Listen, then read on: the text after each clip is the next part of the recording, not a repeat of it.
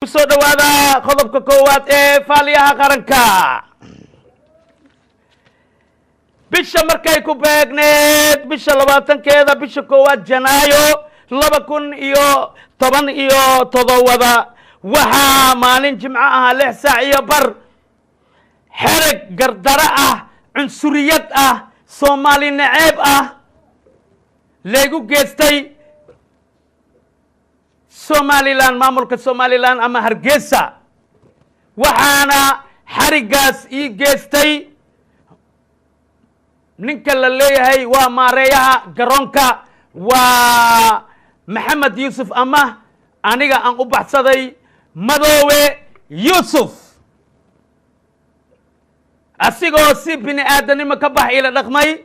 laakiin alxamdulillahi rabbil aalamiin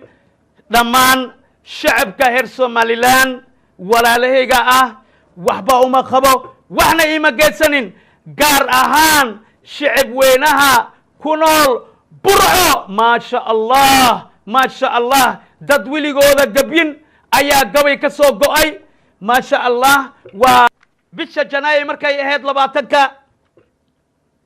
2017 maalin jimco 6 saac iyo bar waxaa xereg gardara ah cunsuriyad ah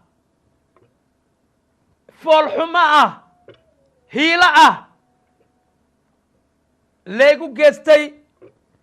garoonka cigaal ee maamulka Somaliland anigoo safarkeyga ku jiheysnay jigjiga oo dawladda jigjiga ka helay casumaad hal bil ah viisaheyga waxayga kulli baasaboorkeygana diyaar oo yahay wax iga maqana lahayn markaan garoonka saas ugu dagay oo aan safkii galay waxa la yiri adiga hey ka bax xagga tag ilaa nin soo socdo ali celi hooya ani ma ogi meeshaan fadhiistii waxaan la yaabanahay dadka wixii liiga dhax bixiyay waxa ii imaaday nin madow oo haddana khamiis cad ku wata khamiis cad jug jakiska waa kan waryaa maxaad wacaysi wasiirkeen caay haddana akusa maxaa wacaysi waryaa waxaas waa laga heshiiyey walaalo mar hore u ahay hadda universal waa shaqaynoosaa waa kaas shaqaalaha universal muqdisho waa imaadaan inta kuwa hargeysa xagga waa tagaan walaalo 2 sano wax oo ka hor ahay oo raaligelin laga bixi apologies laga bixi hadda universal wararkiina ka soo baxooyo walaalo aniga kaligeyga maxaa ii target gareynay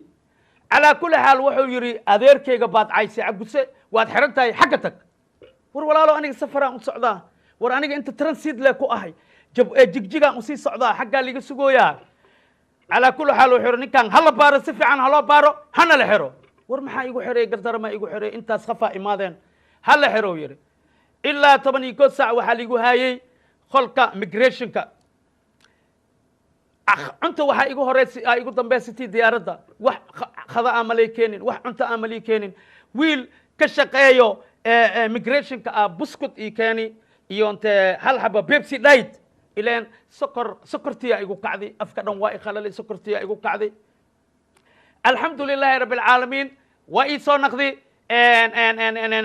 af iyo gacanba waa igala hadlay nin weynaan ahay wax ma sheegay xaqeyga Allah ka qaado xurnimada intuu iga qaaday xaqeyga Allah ka qaado ilaahay ka jaasinayo ilaa 8 saac waxa ligu xiri